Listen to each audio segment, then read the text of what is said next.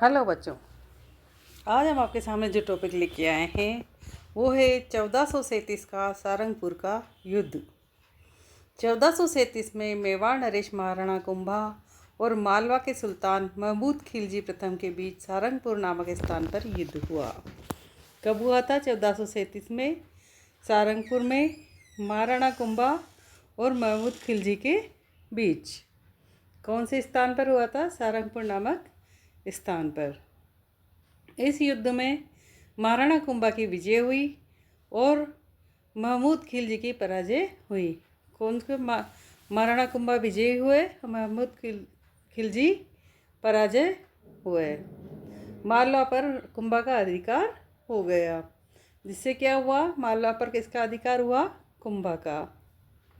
इस युद्ध में विजय के बाद कुंभा ने खिलजी को नहीं मारा, है ना।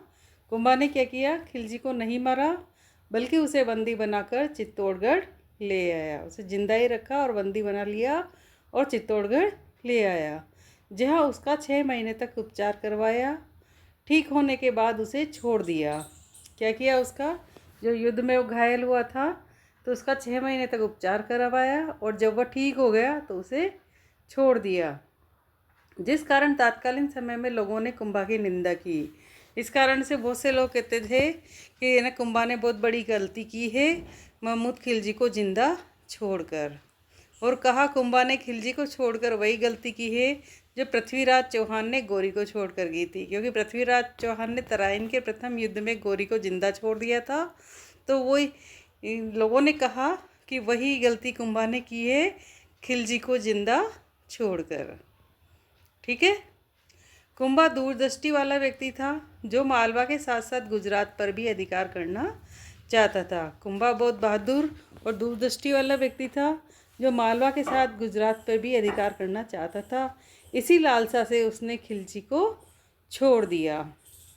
ठीक है। अब देखते हैं विजय स्तंभ। 1437 में सारंगपुर के युद्ध में मालवा विजय के उपलक्ष्य में राणा कुंभा ने चित्तौड़गढ़ दुर्ग में 1439 से 49 के बीच विजय स्तंभ का निर्माण करवाया। महाराणा कुंभा ने किसका निर्माण करवाया? विजय स्तंभ का। किस खुशी में? मालवा पर विजय प्राप्त करने के उपलक्ष्य में। विजय स्तंभ का शिल्पी मंडन था। कौन था विजय स्तंभ का शिल्पी? मंडन। नापादेता, कोमा, कुंजा का संबंध विजय स्तंभ के निर्माण से है। मंडन के अलावा और नाम भी आते हैं, जैसे नापादेता, कोमा और कुंजा। ये भी विजय स्तंभ निर्माण में इन्होंने सहयोग दिया था। ठीक है। विजय स्तंभ की ऊंचाई 120 से 122 फीट की है। विजय स्तंभ की ऊंचाई कितनी है? 120 से 122 फीट। इसकी आकृति डमरू के समान है। ये 9 खंडा महल है। कितने खंड है इसके? 9, जिसके 9 खंड नवनिधियों के प्रतीक है ना। किसके प्रतीक है? नवनिधियों के। इसके प्रसिद्ध अंग्रेज इतिहासकार फर्ग्यूसन ने कहा था कि इंग्लैंड के टार्जन टावर से भी श्रेष्ठ इमारत है। क्या कहा था? कि इंग्लैंड की जो टार्जन टावर है उससे भी ज़्यादा श्रेष्ठ इमारत है ये। कौन? विजय स्तंभ। यह विष्णु को समर्पित है ना। किसको समर्पित है विजय स्तंभ? विष्णु को समर्पित है। इसलिए इसे विष्णु भोज भी कहा जाता है। इसे हिंदू मूर्तिकला का अजायब घर भी कहते हैं। क्या कहते हैं? हिंदू मूर्तिकला का अजायब घर। इसे हिंदू कला का विश्वकोश भी कहते हैं। और क्या कहते हैं? हिंदू कला का विश्वकोश। इसमें मूर्तियाँ खजुराहो शैली में निर्मित है। इसमें जो मूर्तियाँ बनाई गई है वो खजुराहो शैली में निर्मित है, इसलिए इसे खजुराहो का स्तंभ भी कहते हैं। इसका एक नाम और क्या हुआ? खजुराहो का स्तंभ। इसमें 7वीं मंजिल पर 9 बार बिस्मिल्लाह लिखा हुआ है। क्या लिखा हुआ है? 7वीं मंजिल पर 9 बार बिस्मिल्लाह लिखा हुआ है। और इसका ध्येय वाक्य लिखा हुआ है, आम जन में विश्वास, अपराधियों में भय, है ना। विजय स्तंभ में एक ध्येय वाक्य लिखा हुआ है, जो आम जन में विश्वास, अपराधियों में भय, जो राजस्थान पुलिस का प्रतीक चिन्ह है। आपने देखा होगा कि जो भी कोई पुलिस होते हैं उनके जो शर्ट पे वो लगे होते हैं लोगो, तो उसमें क्या लिखा होता है? आम जन में विश्वास, अपराधियों में भय। राजस्थान पुलिस का प्रतीक चिन्ह है। अजमेर माध्यमिक शिक्षा बोर्ड का ये लोगो है ना। राजस्थान पुलिस का तो प्रतीक चिन्ह है और अजमेर माध्यमिक शिक्षा बोर्ड का लोगो क्या है? विजय स्तंभ। इसे राजस्थान का गौरव भी कहा जाता है। और क्या नाम है इसका? राजस्थान का गौरव। इसके मुख्य दरवाजे पर कीर्ति स्तंभ प्रशस्ति के नाम से अत्रि कवि या अभिकवि व उसके पुत्र महेश ने बप्पा से लेकर कुंभा तक की विजय कीर्तियों का वर्णन मिलता है। कौन इसके मुख्य दरवाजे पर कीर्ति स्तंभ प्रशस्ति के नाम से अत्रि कवि या अभिकवि वो उसके पुत्र महेश, क्या नाम है पुत्र का? महेश ने बप्पा रावल से लेकर कुंभा राणा कुंभा तक की विजय कीर्तियों का वर्णन इसमें लिखा है, इसलिए इसे कीर्ति स्तंभ भी कहा जाता है।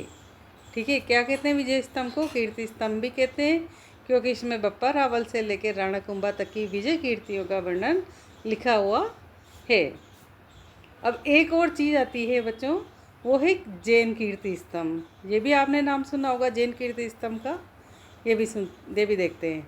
चित्तौड़गढ़ दुर्ग में 12वीं सदी में बघेरवाल समाज के जैन जीजा नामक व्यक्ति द्वारा जैन कीर्ति स्तंभ का निर्माण कराया गया। किसके द्वारा कराया गया? जैन जीजा नामक व्यक्ति द्वारा जैन कीर्ति स्तंभ का निर्माण कराया गया। यह स्तंभ प्रथम जैन तीर्थंकर आदिनाथ ऋषभदेव को समर्पित है। ये प्रथम जैन तीर्थंकर को समर्पित है और इसकी आकृति मीनार के समान है। ये 7 मंजिला भवन है। कौन? जैन कीर्ति स्तंभ। ठीक है, आगे चलते हैं। आगे कुछ जानकारियां हैं, जैसे नवलखा बाग कहाँ पर है? ये बाड़मेर में। नवलखा बावड़ी कहाँ है? डूंगरपुर में। नवलखा झील कहाँ है? बूंदी में। नवलखा किला कहाँ है? झालावाड़ में। नवलखा महल कहाँ है? उदयपुर में। नवलखा दरवाज़ा कहाँ है? रणथंभौर में। नवकोटा महल कहाँ है? चित्तौड़ में। नवखंडा महल कहाँ है? चित्तौड़ में।